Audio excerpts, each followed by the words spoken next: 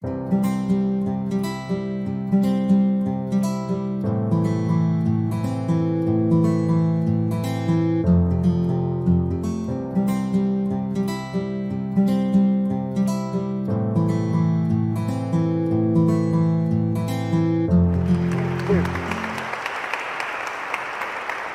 you, everybody. Wow, that is a big echo. If at any point you can't hear me or understand what I'm saying, can you just wave and I'll say it again? Okay, I know I've got a funny accent. Anyway, it's great to be here in Nashville. And I know that I'm competing against the Country Music Awards today, so thanks for coming out. And my parents used to live in Athens, and so I have seen the Acropolis many times, but I've never spoken in a place like this before, so this is a great honor. I'm giving the Joukowsky lectures this year, so I've been in Orlando, I was in Huntsville, and I'm going down to New Orleans tomorrow, and it's absolutely fantastic that I'm being given this opportunity to visit all these fantastic places, and I'm really enjoying myself, so thank you very much. Thank you, thank you, thank you. Anyway, enough of that, I will now begin. So, as you have already heard, I'm at the University of St. Andrews. St. Andrews is, of course, famous because that's where Prince William met Kate, and we also have a golf course. But we do have the oldest university in Scotland at St. Andrews. And within there, I also run this organization called SCAPE. That used to stand for Scottish Coastal Archaeology and the Paleo Environment, but that just became too difficult to say. So we call it Scottish Coastal Archaeology and the Problem of Erosion. And erosion is a huge problem around the coast of Scotland. We have the second longest coastline, obviously compared to the coastlines that you guys have, it's small, but we have the second longest coastline in Europe, with only Norway having a longer coastline. And the sea comes rolling in from the Atlantic and the North Sea, and it smashes against the coastline, and it causes places to fall down. Like this castle, which is actually very, very close to where I live, over in Newark.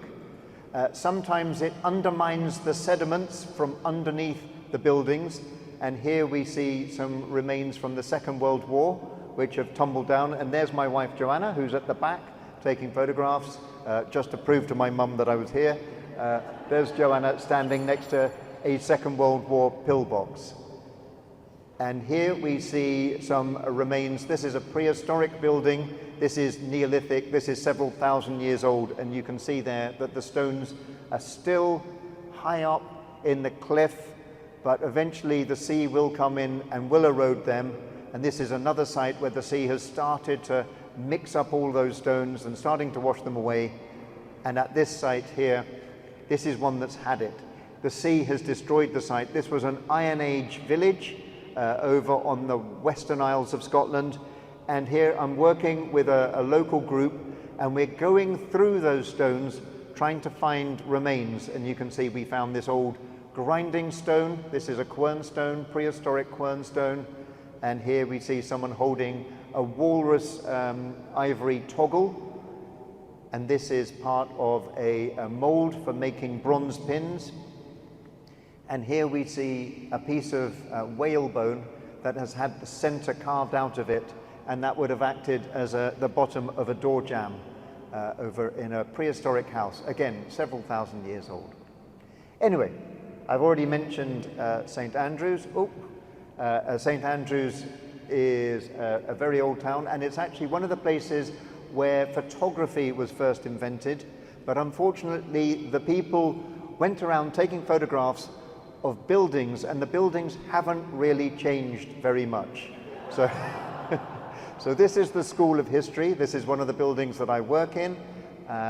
And here we have a map of St. Andrews that was made in the 1580s. And in the 1580s, at the top there, you can see the castle. The castle stayed in fairly good condition until a storm, and so just about 100 years later, a little bit over 100 years later, you can see that the whole of one side had completely fallen down onto the beach. So coastal erosion is not a new thing. So although climate change may be exacerbating things, it's something that has been going on for hundreds and hundreds of years. So at St Andrews, this is the castle today, and you can see the danger erosion sign just there. But here again is one of our old photographs, and you can see the castle, and the boat there is proving that we do get a lot of storms over in the area.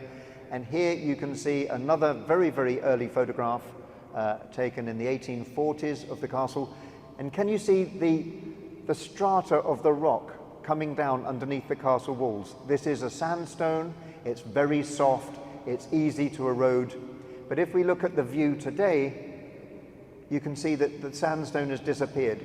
And that's because this is one of the very first sites in Scotland that had a wall built to protect it from the sea. And that wall was built in the 1880s, and here is a photograph of the wall being built. So we've been grappling with this problem of erosion in Scotland for many, many years, and it means that we've been thinking about this for an awful long time. I don't know if any of you have been to Scotland. Has anyone been to Scotland? Oh, loads of you, okay. Have any of you been to Orkney?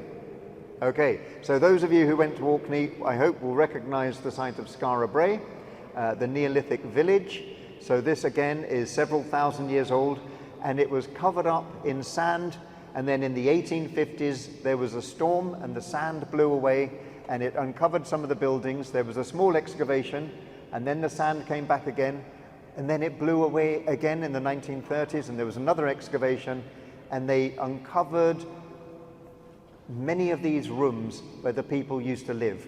And you can see there at the end a stone dresser, and in the middle of the photograph that's the fireplace, and on either side you can see the box beds where the people used to sleep. The only reason that we're able to see Skara Brae today is because it has been defended again by a sea wall.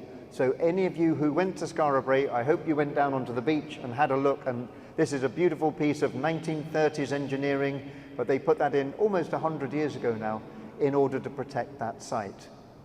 However, there are problems when you put in coastal defenses. The sea will hit that wall and then come around the side, and it will start causing even greater erosion elsewhere. And on that bay, the Bay of Scale, we know that there are Iron Age sites, we know that there are Viking sites, and those are being impacted because of the action of the sea, because the seawall doesn't go all the way along the beach. And the sea is constantly trying to undermine these seawalls, and so our state agency, Historic Environment Scotland, has to spend hundreds of thousands of pounds renewing the defences, making them bigger, extending them, and there's a very good chance that in 50 or 100 years, Skara Brae will actually end up being on a little island with a wall going all the way around it and maybe a bridge going across to it. And if we don't go and repair our seawalls, this happens. And this is at Wemyss, and I know that we have a representative of the Wemyss clan in the room. So this is East Wemyss. This is a coastal defence which has completely failed. The sea has come in underneath it, and it is washing away the water pipe that you can see behind there. Now, for the archaeologists, we're more interested in the caves, and I'm going to be talking about those a little later. And those caves are in this place here. They're situated in that cliff at the back. But also at Wemyss, we can see here some huge walls which have fallen over. The power of the sea has just smashed them down and then taken all the sediment away. When the sediment goes, it takes away the archaeology. Any remains that were there have long disappeared. And here we see Joe, and I think Sarah, who's also here at the moment, is also in this photograph looking at another place where you can see the coastal defence has completely failed and the archaeological remains are being destroyed. So, coastal defences are very expensive to build and very expensive to maintain, and we don't have a huge number of them. So we have to come up with other ways of managing the heritage. And the very first starting point is to get a good understanding of where all of the archaeological sites are. And so for many, many years, we at SCAPE have been working with Historic Environment Scotland, conducting a series of coastal surveys. And archaeologists will go out and walk the coast, recording everything that they can find. But of course, this is something we have to keep doing because after storms, new sites get revealed. So in recent years, we've been working with the public. Now, in Scotland, we are allowed to tell the public where archaeological sites are, and I know that you're not allowed to do that in the United States, but we get the public and we ask them to help us to locate sites, but also to go and visit places that we already know are there. And we have put all of the information onto a website, and you can zoom in onto that, and there's in fact 12,000 records of sites which are within 50 meters of the coast, and of those, about 1,000, I would say, are both very, very important and highly threatened. And these are the sites which are up in red. To aid people to visit the sites, we've made an app which you can download onto your phone, and you can click on that Sites at Risk map, and there you get a replica of the website, but because it's on your phone, you're able to use your little GPS to navigate to the sites, and then people can go along and look at the sites. They can see it with different types of mapping, including the old historic maps, which often show where sites have, where the coastline used to be and things which are now on the coast edge. But we also ask people then to use their phones to take photographs and to update things, and if we've got things in the wrong position, they can click on the Find Location button and they can give us that information.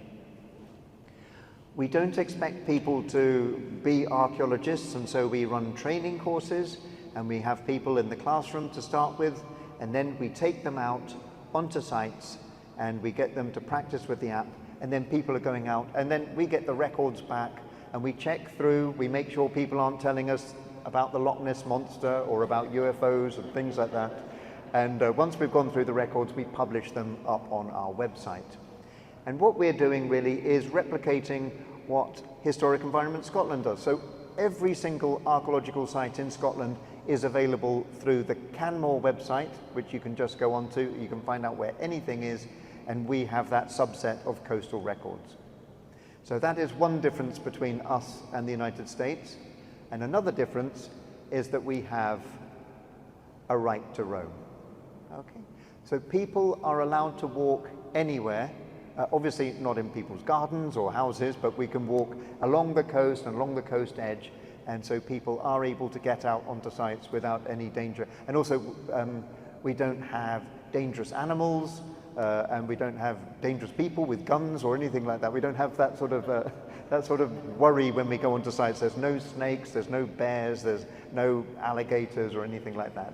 We also have a very strong tradition of volunteering in Scotland, so people have been working on archaeological sites for over 100 years. Now, gathering all this information is really just the start, okay? But getting points on the map isn't going to actually do anything about the site. So what we needed to do was then work with community groups and ask them what they wanted doing with those sites and what we could do to help them. And so we started up a project called the Scotland's Coastal Heritage at Risk Project. And there we got people to walk around looking at the local heritage. And here again, I think Sarah's in that photograph. And from that, we started up a number of these things called shore digs. Is it better if I stand here or stand here? Can you hear me okay? Yeah, okay. So we started up a number of shore digs. And we got people. We were trying to be creative and imaginative in the ways that we approached archaeology. It's easy to think, oh, there's an archaeologist there, therefore they're going to go and dig a hole. But we wanted to come up with different ways of dealing with archaeological sites. So we would get members of the community together and we'd ask them, what would you like to do? And then have you considered this? Have you considered that? And it would be the community that would come up with the plan, but also we would have heritage professionals in there with us, and of course we're heritage professionals, but we'd have national and local heritage professionals, and we'd make a plan, and then we'd get the funding together, and then we started some projects. And what I'm going to do with the rest of the talk, and I'm afraid I left my watch at my first talk, so my phone at my first talk, so I'm using a watch now, so I'm just getting used to having one on my wrist. The first place I'm going to be talking about is Balasha. This is over on the Western Isles of Scotland. So pretty much if you got in a canoe and started kayaking from there, you would end up in Canada. There is nothing in between there. It's just the Atlantic between us and you. It's a beautiful area of white sand and this a special environment called the maca, which grows these beautiful flowers. Has anyone been to the Western Isles? Yeah? Okay, if you've been to the west coast of the Western Isles, it's absolutely beautiful. And it looks very tranquil, but every now and then you get these massive storms, and the storms will suck away the sand. And here we can see here the sand has disappeared, and you can see on the top there's some stones sticking out, these stones here. And the members of the local community got in touch, and they said, we can see all of these big stones on the beach. We would like to do something with those. We'd like to understand them. We want to know how old they are. And so we did do an excavation, and we started off by digging a small pit, and all the scales that you see in these photographs, these are meters, okay, so a meter is about 3 feet. So that's, you can see the scale there, it's about 3 feet high, and there's this little wall that we found, but it was quite challenging. The sea was coming in, the site was being flooded. We would go back the next day and it would be full of seaweed and water, and we'd have to clear it all out. But we were able to see that we had a structure here with quite large walls, and it was surviving much better on the landward side. So we knew that we'd lost a lot already to erosion, but a lot of it was still sticking in that section and was buried underneath. Okay. And we had local people helping out. Now, of course, we use drones all the time, but this is about 15 years ago when we first started working out there. And this is Auntie Annie.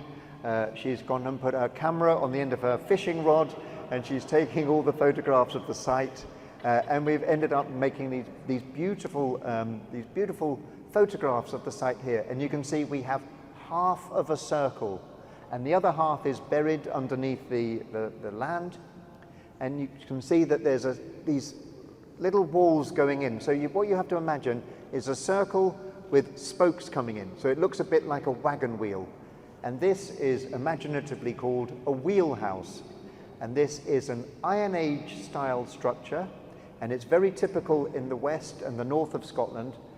And the reason why you get them in those areas is because the west and the north are fairly devoid of trees. You have very, very little wood.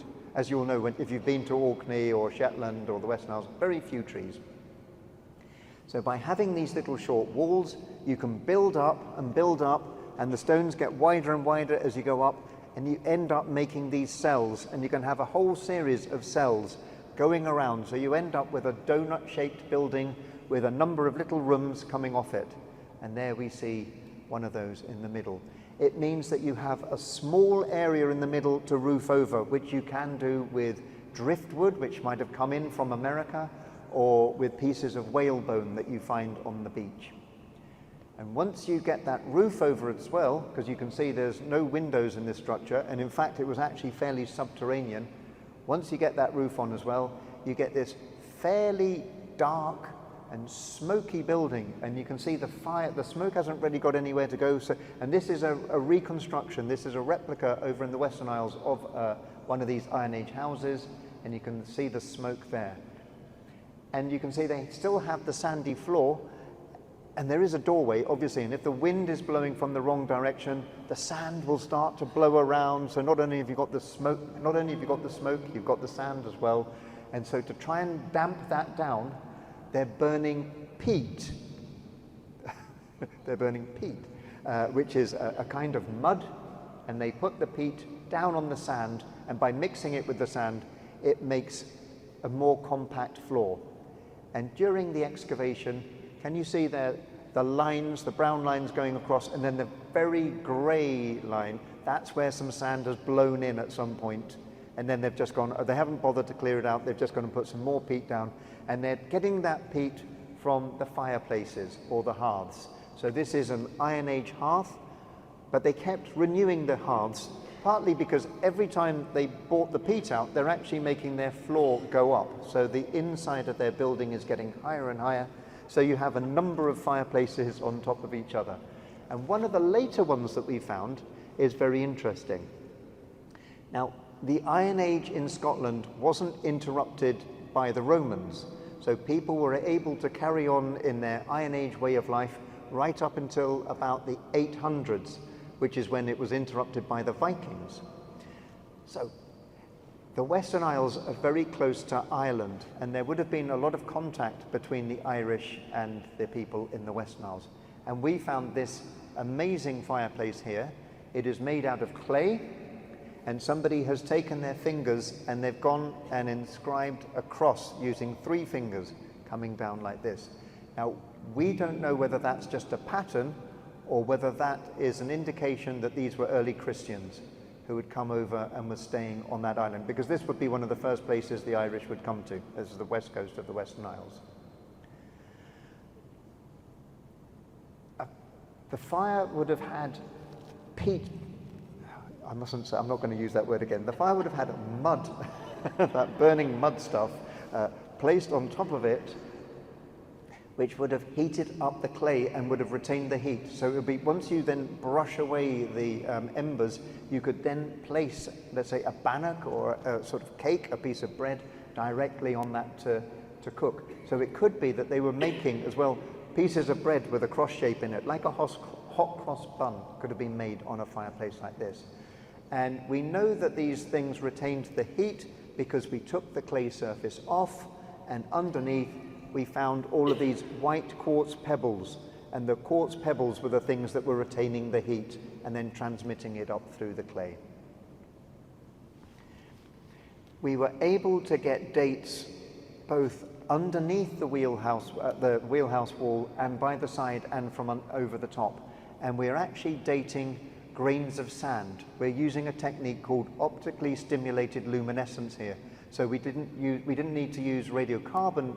Well, we didn't have any carbon that we could date for underneath the building, but we can we were dating the grains of sand, and that gave us a lot of information about how old the wheelhouse was. So we know that this started around about 100 BC and went on until about 800 AD. So it was used over a long period of time.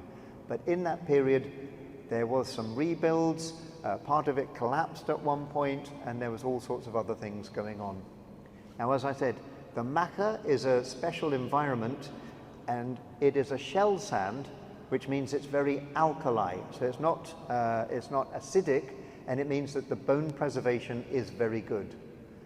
And underneath the floors, we started to find these pits where the inhabitants had taken animals, like in this case a sheep, and they'd disarticulated them and then buried them with all the long bones in one area and the head by the side, and then they just covered it up and left it underneath their floor. And we found loads of these. I mean, it's not just 1 or 2. They were doing it all the time. We have no idea why they're doing it, but even more weird was this. So what you're looking at here is there's some large bird bones, a goose, there's sheep, but the vertebrae that you can see is a human neck bone, and the mandible there, that's a human. It's a female lower jaw from a woman who was in her 60s, and we radiocarbon dated these remains because I thought that maybe somebody had just found a jawbone as they were walking down the beach, but they were all contemporary. So the animal and the human they all died at the same time, and the bones were partly cremated, so whoever put them there then set fire to them, and they had placed them on top of this grinding stone, this quernstone that you can see there. And there was a white pebble, a white lump of quartz blocking up the hole, and I kind of assumed that there was going to be something amazing underneath this. So I was very, very excited. And so this is the local farmer on the right-hand side, and Kirsty, his daughter, lifted up the quernstone. Everyone was very excited, but unfortunately there was nothing but sand. So we don't know why they did this, but this is a part of the wheelhouse that had collapsed. So what we think is that this was a ritual deposit, a sort of farewell deposit, honouring that part of the wheelhouse, and maybe a way of asking for that rest of the house not to collapse, something along those lines. Yes? You started to say the date. The dates. Yeah, the date. What date? Okay, that particular thing there is about 300 AD. Okay. We also found a lot of beautiful bone objects. This is a weaving batten, and we have here a beautiful ring, and this is a scallop shell which has been perforated, and this could be used for making butter. And this is a weaving comb, and we found several of these weaving combs, again made out of bone. This is for preparing wool for making clothes. And the great thing about this excavation is that in this photograph, every single person that you see there, apart from one, is a member of the local community. So these are all doctors, they're farmers, they're teachers. Okay, they're not professional archaeologists, but they came back year after year and helped us with the excavation. Right, so I'm now moving up to Orkney and Shetland. Shetland is the most northern of those two groups of island, and Orkney is the one just north of Scotland. And here we worked on two sites with two different communities, but they were both very, very similar. And they were burnt mounds. These are these crescent-shaped mounds full of burnt stones. And in the middle of the crescent, there would have been a buried tank. There would have been a trough which was placed in the ground, which was filled with water, and people would heat the stones up and then place them into that trough for a reason that we're not exactly sure, but I will talk about that in a minute. Usually, you don't find any remains associated with the burnt mound apart from the trough and the stones themselves, but in Orkney and Shetland, very few of them have structures associated with them. And this is the Shetland example, and this is us excavating it, and we worked with members of the community and with local kids, and we ended up finding a series of little rooms, and at the far end, on the right-hand side of the photograph, where it says cell G, hearth cell, that was where the fire was, and they heated the stones up there, and then they rolled them down that passageway and dropped them into the trough. And you can see there the tank or the trough. And obviously the person who made that had taken a lot of time choosing that piece of stone with the beautiful ripple marks in it. Right. So you would think the excavation might be enough, but no, the community there decided that they wanted, because the site was being eroded, it was going to be destroyed, they wanted to move it to their heritage site. Okay? This is Bronze Age. So this thing here is about 4,000 years old, the structures, but we had to go and move all the stones and take them across the island. So the first job, and this is me in the olden days, the first job was to go and take the theodolite and measure in every single one of the stones on the original site, and then go back up to the place where we were going to rebuild it, and then we marked out the design of where the building was going to be. Now, unfortunately, in the Bronze Age, they didn't make beautiful... So yeah, actually, we were making a replica, but nothing on the scale of what we're in now. We were making our own Bronze Age replica. But it was not regular. It was a very haphazard-shaped thing. Burnt mounds were not... the structures within burnt mounds were not intended to be freestanding. They were actually buried within a pile of stones. And so we had two choices. We could either transport all the stones across from the original site and then dig into them, or I remember looking across and thinking, you see that hill just there? Maybe we could just dig into the hill and then we'll use that as our burnt mound. So this, at the time, I thought was a great idea. And so this is us. We've taken the topsoil off and we're starting to draw on the outline of the shape of the burnt mound. And then we got a machine in. One of the farmers came in and he started pecking away at the stone. And I was constantly going back, resurveying, making sure everything was at the right height and everything was in the right position. And while that was going on, Rick was down there numbering up every single stone. And to make sure the marks didn't come off, he was using clear nail varnish to keep the marks on. And here's one of the stones with a mark on it. And then members of the local community helped us to move these stones. And the farmers came down with their machines and their slings and their hoists. And we lifted the stones up. And in the background there, if you've been to Shetland, that's Lerwick. This is on the island of Bressa, just on across from Lerwick. And then we loaded them up onto the farmers' tractors and drove across the island. where we dumped them down on the reconstruction site with the number facing upwards so that we could find the stones. And then the way that we went around the reconstruction is that we placed the big ones in first, okay? So here we are placing one of those big stones in. And once we had the large stones in position, we then filled in the gaps with the smaller stones. And all the time we're looking at our photographs and we're resurveying. And in the end, we got most of it finished. And then it suddenly dawned on me that we'd drilled into a bedrock hill and it was going to rain, and then the thing was going to fill up with water. So basically, I'd gone and made an archaeological swimming pool. And it was just like, oh, why have I done this? And so I had to go and ask the farmer if he would help us to put in a pipe which went out to the sea. And at this stage, I thought I was losing my mind when I realized that what was going on. But within a week of that photograph being taken, the site looked like this. And the pipe that you were just looking at is underneath that little road there. But also with all that stone that we were able to take out, we built another replica. So we had the original site relocated, and then we had a replica site which we were able to use, and I'll come back to that in a minute.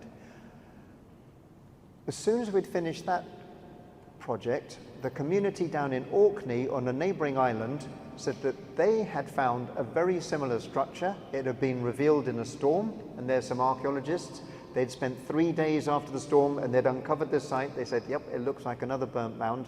They had left, and then the sea had come back and it had covered the site over these stones, and with every storm the stones were either being washed out or smashing back into the stones, and the site was being destroyed. And they said, could you go and could you help us to move the site again to our heritage centre? So here's members of the community moving the stones off the beach, excavating, and there we have a very, very similar looking site to the one that we were digging up in Shetland. And there's our hearth cell. But the big difference, actually I should just show you this, just at the very top of that picture there, you can see a horseshoe shaped structure, and it has 2 parallel pieces of stone coming out. That's a well with a drain at the top of it, okay? So when it overflows, the water will flow out of that drain. And there is the well. After we had excavated all the sediment out of it, it started to function as a well again. But the water level used to change depending on how much it had been raining, so the well also had steps in it that you could walk up and down.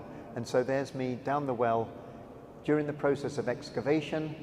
This was very waterlogged, and it meant that we had preserved seeds and shells and snails, and we even had loads and loads of beetles. And that has helped us to reconstruct the environment of that site all of those thousands of years ago.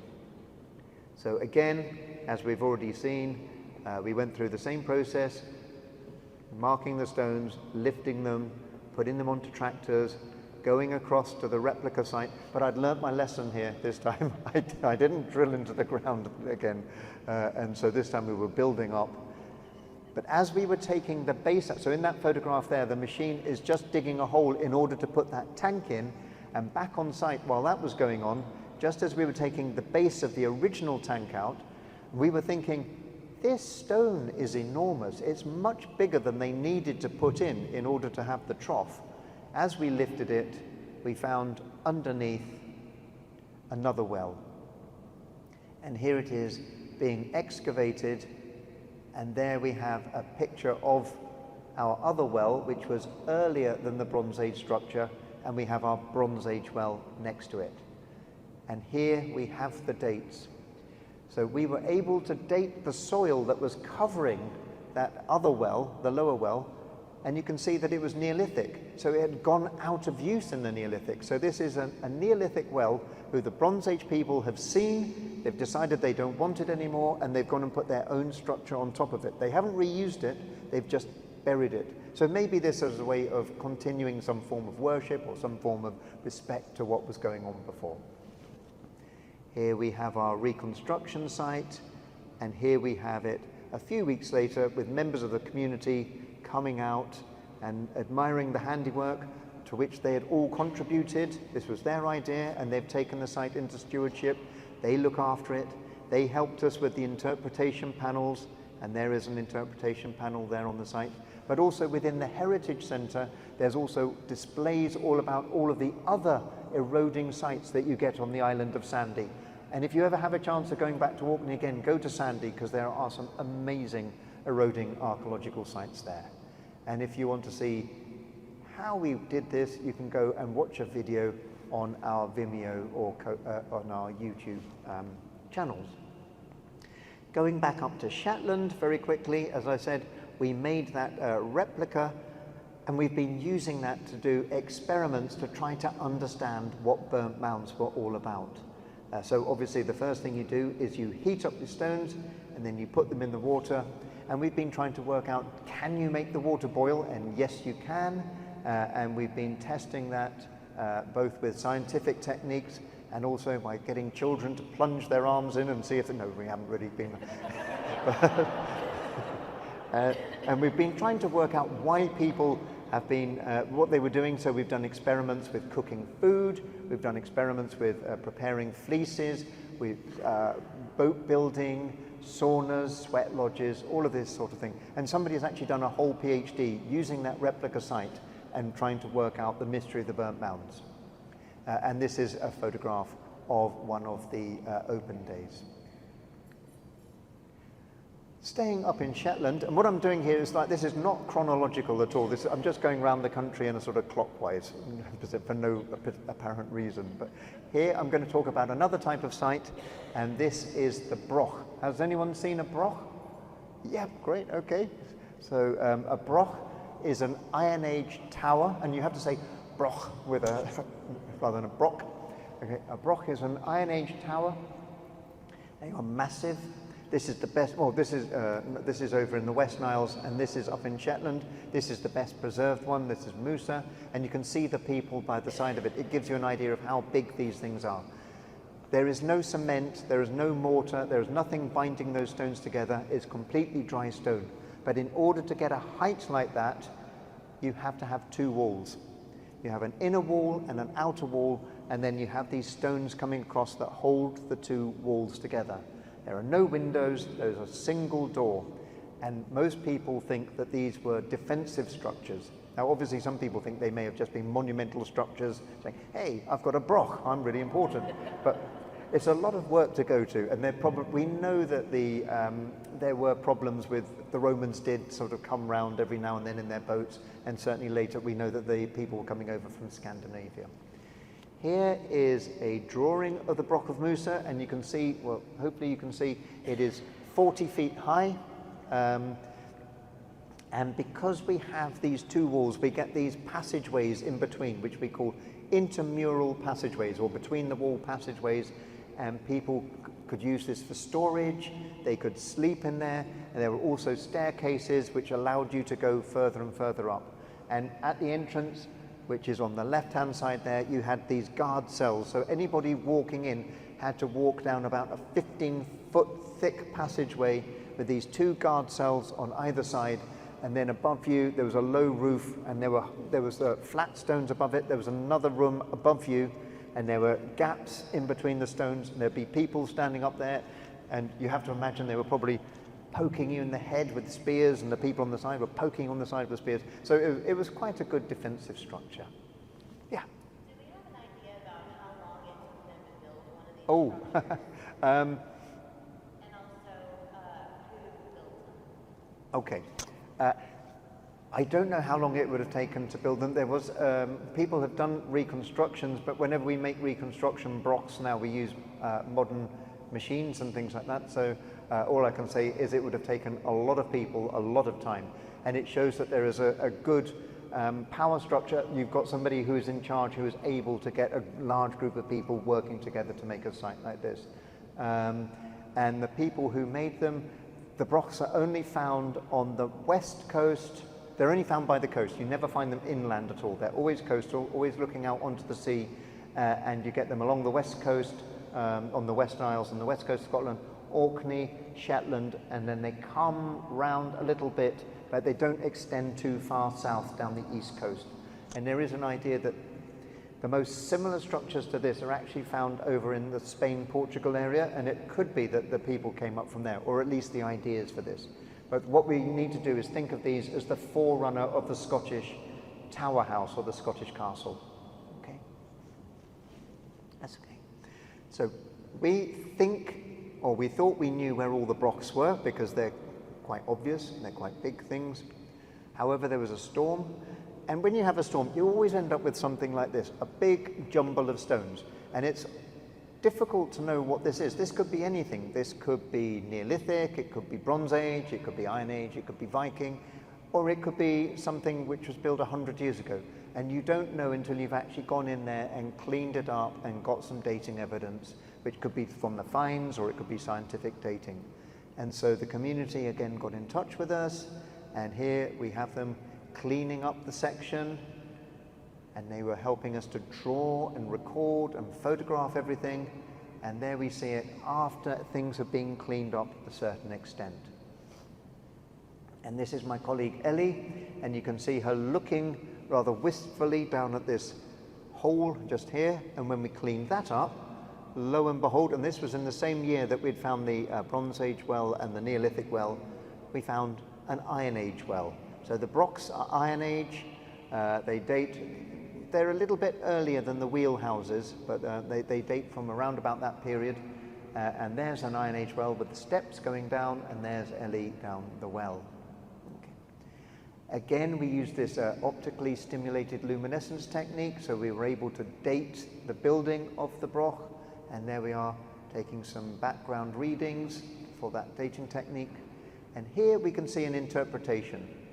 So you can see on the left-hand side of that photograph, that is the broch wall. There's a bit of sediment which came down which we couldn't clear up because it was too dangerous, but we can see the thickness of the broch wall.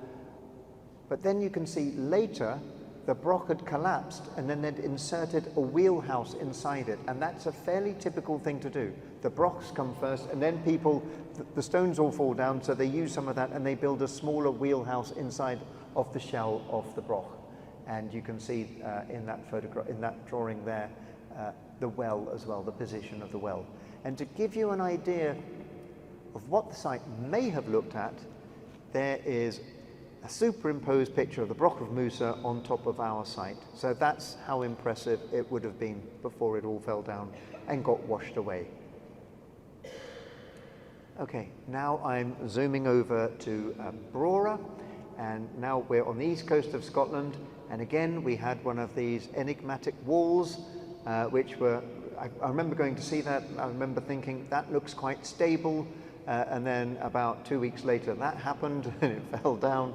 And so in this case, and you can see there's quite a lot of sand in this area here. In this case, we worked with the community, we had to use large machines to start with, and so we as professional archaeologists helped to clear the sand off the top of the site. But then members of the community came in and they wanted to excavate the site. So here we have another community excavation, and they revealed this. So that wall that I showed you at the beginning was at the very, very far end, and you can see that we had lost a slice through the building, but that is 18 meter times 18 by 3. Okay, it's about 55 feet long building. And this was the best preserved building from the early post-medieval period in the Highlands of Scotland. This building dates to the 1590s. And we know from the research that was done by the local group that this was a salt pan that was put up by the Countess of Sutherland. Now, salt pans, here's a drawing of a salt pan. What you do there is you take water and you put it in a large metal pan, and Brora is on the most northerly little outcrop of coal. It only occurs at Brora. It's nowhere else apart from Brora in that highland region. And so the Countess of Sutherland was thinking, how can I use this coal? The problem with the coal is it's of a certain type that had a tendency to spontaneously combust. And trying to transport it on wooden ships wasn't popular. So trying to get it down to Inverness and suddenly your boat catches fire. So she tried to use the coal in a different way, and she made salt with it. Okay, and this was a this was a great thing to do. The industry lasted for a certain length of time. This was at the time, of course, of James VI. James VI got very fascinated by witchcraft, as I'm sure you know, and we started to find these marks on the doorway, and also we found this fireplace within the site, and there were marks around the fireplace, and here we can see a few of them and a few more. Now, these could be masons' marks and graffiti, but we also know that at that period, people used to do this thing of drawing special symbols on doorways and around chimneys to stop witches from entering your building. And because of the period, there is a chance that these may be those witches' marks. And if any of you have been to Falkland Palace, where they filmed Outlander, you would have seen the fireplace with the marks over the fireplace.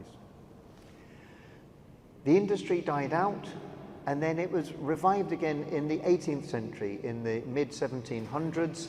And this is another salt pan, which is a few hundred yards up the coast from the first one. And there we can see a wall sticking out coming towards us. And on the right-hand side, that's the outside of the building with a deposit of coal. And on the inside, we have the inside, on the left-hand side, the inside of the building. And this is the same view looking from the land out to sea. So there is our wall. And in this case, we actually have the furnace surviving as well. So this is the furnace that the salt pan would have been standing on. We also found the things called the taplins, these big metal iron sort of cylinders onto which the metal pan would have stood. And there's another view of our furnace. And this furnace, we know the date of it, and it's almost exactly contemporary with this drawing, which was made by a guy called Brownrigg, who was telling people the idealized way to make salt. He sort of made this is the handbook of how to make salt. So it appears that Brownrigg and the Sutherlands kind of obviously were, one was either copying the other, or one was following the handbook, or else he visited all of them. During the excavation, we also found lots of things, including this arrowhead. But we also found strange things like glass, but we know this is early glass because of the chemical composition of the glass, and pieces of very fine pottery. Some of this pottery is the sort of stuff you wouldn't really expect to find this in an industrial building. This was high status material, and also lots and lots and lots of fish bones. We took lots of photographs, we made videos, we made 3D models of the site. We had understood what was going on. Joe was running the site, so if you want to find out more about Brora, go and see Joe. And it's just as well that we did make this record, because within a year of us finishing, the site looked like that. So the sea went in, and the best preserved industrial building in the Highlands of Scotland is now a pile of rocks on the beach. And as I said, we have got our reconstructions, we have a good idea of what everything looked like, but also we've been able to carry on that tradition. So while the site was at work, we started doing experimental salt making, and here you see us using a wok, but we have now really branched out, and a couple of years ago we made this. So we have our very own salt pan, and the group up in Brora regularly fire that up, and they get living history people to come in, and there's somebody holding a basket full of salt. And I'm going to finish off now with Wemyss. Hooray! So Wemyss is very, very close to St. Andrews. This is in the Kingdom of Fife, we call it. And basically, there are a number of caves which are spread along the shore. But this is an area which is prone to erosion, and we have old photographs showing the sea there hitting what we would call in Scotland a ducat, or a dovecot, or a pigeon house. That pigeon house is medieval, but it doesn't exist anymore. That's been washed away by the sea. We get landslips. So here we can see one of the caves, and there it is after a landslip. And we have all sorts of problems there. But inside the caves, we have these remarkable Pictish, I mustn't say peas. We have these remarkable sort of late Iron Age carvings. The Picts used to draw animals, And they made a number of symbols, and really we know about the Picts from their artwork. These are the people that the Romans described as being these painted people, these warlike, fearsome people, and the Romans wanted to keep away from them. And they had a kingdom that extended all the way from Fife, all the way up the east coast, up into Orkney and Shetland. But we know of them mainly from their carvings. And the carvings in Weems are all on the cave walls. We also have other things. We have inscriptions, we have circles, we have crosses, because this is on the pilgrimage route to St. Andrews. St. Andrews was a big cathedral there, massive pilgrimage route. So we have Christian crosses in the backs of the caves, and we also have this, which is the earliest depiction of a boat in Scotland. Now, we think that this is a Pictish boat, and you can see on the right-hand side, there's the steering oar, and then on the other oars are the rowing oars on this boat here. So we used a number of techniques. The community there wasn't very much that they could do with the site, apart from make a very, very good record of it. They wanted to record it digitally, and so we worked with drones. We also have a castle there, I should say, Macduff's Castle. Macduff as in Macbeth, same family. And there's the drone flying over the castle.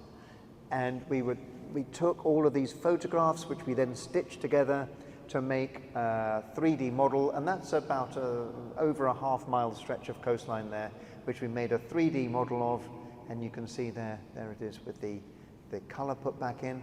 But we also used laser scanners as well. So the laser scanner is able to make a really accurate picture, a really accurate model, accurate to within a sub-millimeter.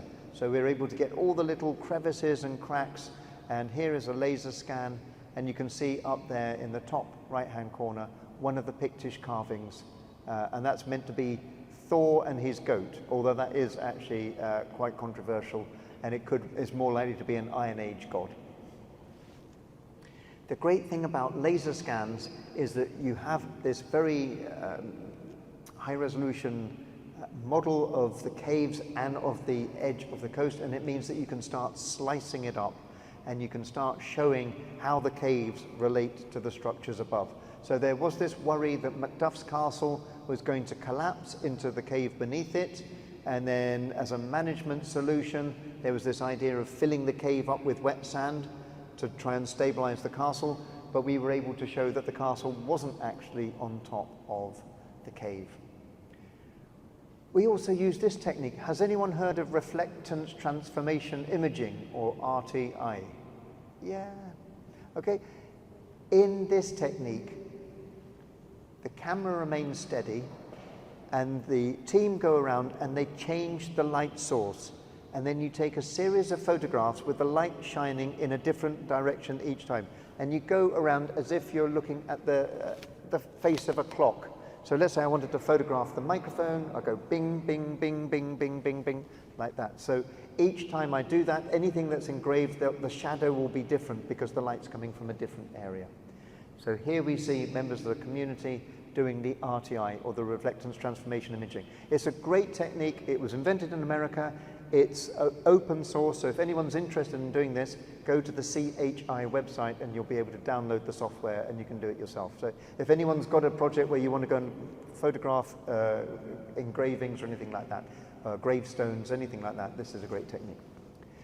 As part, I'll be coming back to the RTI in a minute. As part of the project, we brought school kids down and we got them to visit the caves and go and find the carvings, but we also did an oral history project with older members of the community who were coming in with their photographs, showing us what things were like, and we would get them to record each other and telling the stories about when they were out there.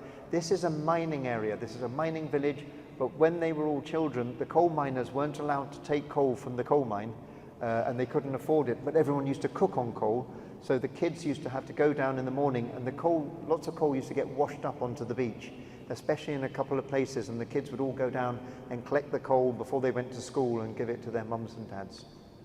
And they told us all about this, and they shared the photographs. Weems is a village that didn't have a sea wall, and the sea was always coming in, and here we see, like, quite often people's houses were getting flooded, and houses were getting smashed like this. So here we are doing some filming. We had artists, we had poets, we had storytellers coming in, and we also went in and made some of our own films, reconstructing the history of the caves, different episodes from there. And if you want to see all of this stuff, then please go and visit, and it's not the easiest website name, and I think maybe we could have thought about this a bit better, but please go and visit the 4D Weems Caves, the 4D Weems Caves website.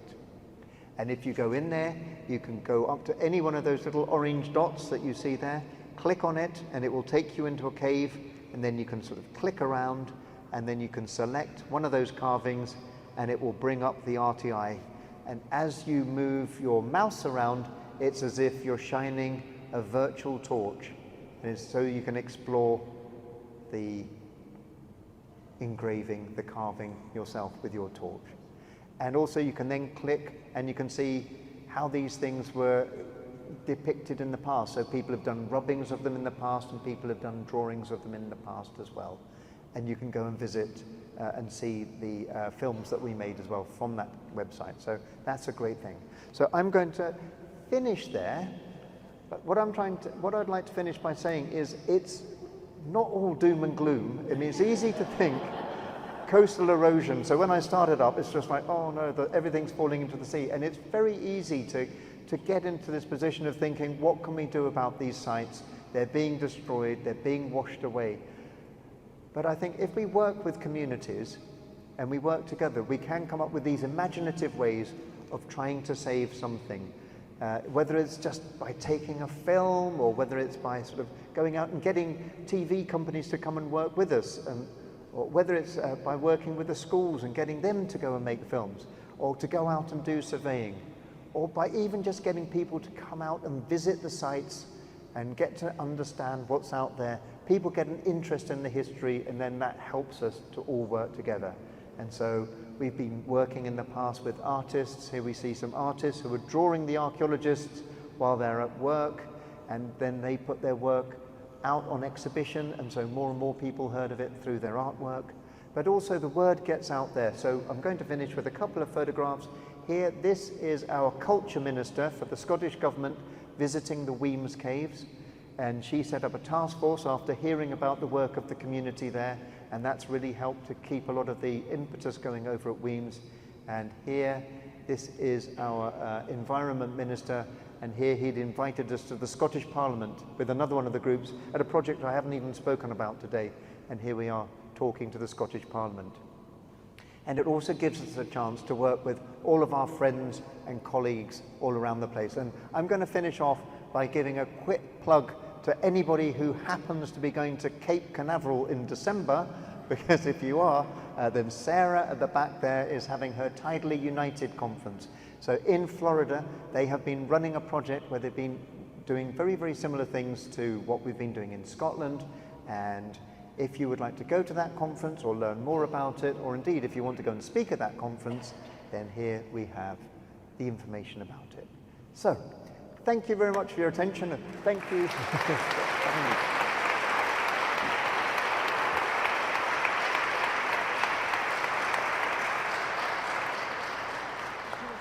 Is that okay? If there are any burning questions, we have just a couple of minutes. We can take one or two. Yes, and stand up for you and say what you, so we can hear.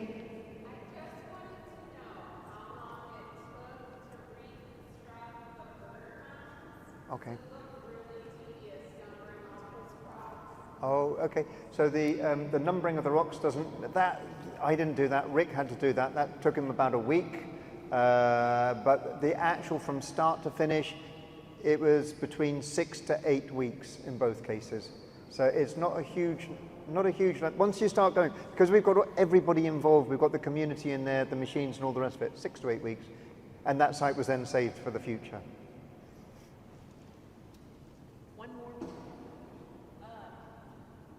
With the public community-based archaeology, do you feel like it had an impact on people outside of just those already interested in archaeology? Okay. Like regular people, and do you think that the public community-based archaeology movement Okay, so do I think, were we able to involve people who weren't normally involved in heritage? And the second part was? Do you think that community-based archaeology would really be successful outside of smaller communities like Princeton? Okay, yeah. So the way that we would normally work is we would start off by going and giving a talk within a community and trying to, so it would be a talk like this. And then at the end, we would say, well, this is the sort of things that you have near here. Who would be interested in doing something? And maybe half of you or more would put your hands up. And then we would go and talk to those people. And usually there'd be a natural leader or a couple of natural leaders would come up. And then over time, you know, a lot of people won't actually, you know, they put their hands up, but they might not carry on, but some of them will. But then once we start the project, they'll be telling their friends and we'll get lots of other people. So I would say that in general, we are working with people who didn't necessarily know that they were interested in archaeology, but once they came down and saw what was going on, then they would get an interest and then they carry on with that interest. And this is something that we've seen with the different projects we've been doing. People have continued to work on those sites, they've continued to look after them and all the rest of it. So I think, yes, we have been successful in the smaller communities. I believe that we could be successful in the bigger communities as well, but the bigger towns have coastal defences, so we don't actually have the sites there because sea walls have been built in order to protect people's houses. So it's we haven't actually had a case where we've done a project on a big site. However, we have colleagues down in London working on the River Thames, where they, at low tide, the River Thames goes very low, and they have a huge amount of interest there with people coming down and doing the archaeology with them there. Okay. Thank you again. Oh, there's another. Thank you all for Thank you. Is that okay? Thanks for watching. Be sure to subscribe to our YouTube channel so you're the first to know about all the exciting things happening at the Nashville Parthenon.